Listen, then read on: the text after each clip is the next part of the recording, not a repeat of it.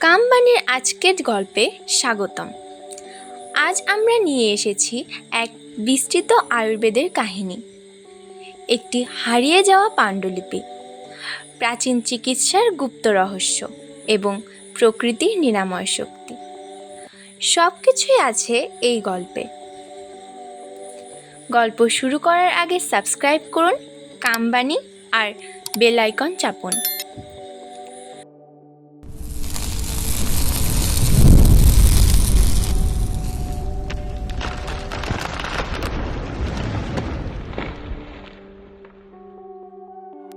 শহরের ক্লান্তি আর অবসাদ।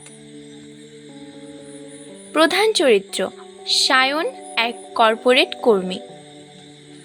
কাজের চাপ, অনিদ্রা, মানসিক অবসাদে ভুগছে। আধুনিক চিকিৎসা অনেক চেষ্টা করেও মানসিক শান্তি ফেরাতে পারছে না। প্রতিদিন রাত জাগা, অসংখ্য ঔষধ, তবুও সায়নের মনে শান্তি নেই। একদিন ডাক্তার বললেন, তোমার রোগের ওষুধ মেশিনে নেই, হয়তো প্রকৃতির কাছে আছে। পুরনো গ্রামে ফেরা। ছুটি নিয়ে সায়ন তার পৈতৃক গ্রামে আসে। দাদুর পুরনো গ্রন্থাগারে খুঁজতে খুঁজতে একটি তালপাতার পাণ্ডুলিপি পায়। তাতে লেখা প্রকৃতির হৃদয়, আয়ুর্বেদের গোপন চিকিৎসা। সায়নের হাতে যেন সময় থমকে গেল। মলিন অক্ষরে লেখা ছিল, শরীর সুস্থ হতে হলে মনের শ্বাস নিতে হবে প্রকৃতির সাথে। গুপ্ত চিকিৎসার শুরু। পাণ্ডুলিপিতে 3টি ধাপের কথা ছিল: ভেষজ ধ্যান, প্রাকৃতিক খাদ্য ও জল চিকিৎসা, নীরব প্রকৃতি সংযোগ। সায়ন প্রতিদিন ভোরে নদীর ধারে গিয়ে ধ্যান করে, বাগানের ভেষজ পাতার নির্যাস খায়। 3 দিনের মধ্যে ঘুম আসতে শুরু করে।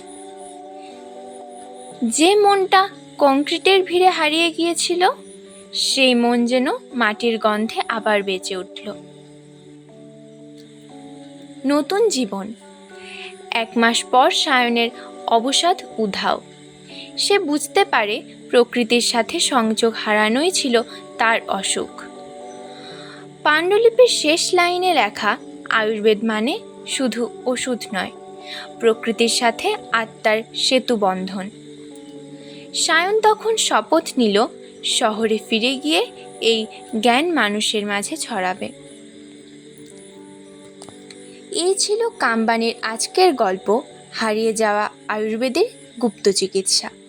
গল্পটি ভালো লাগলে লাইক করুন আর কমেন্ট করুন। আর নতুন আয়ুর্বেদিক নিরাময়ের কাহিনী পেতে সাবস্ক্রাইব করুন কামবানি।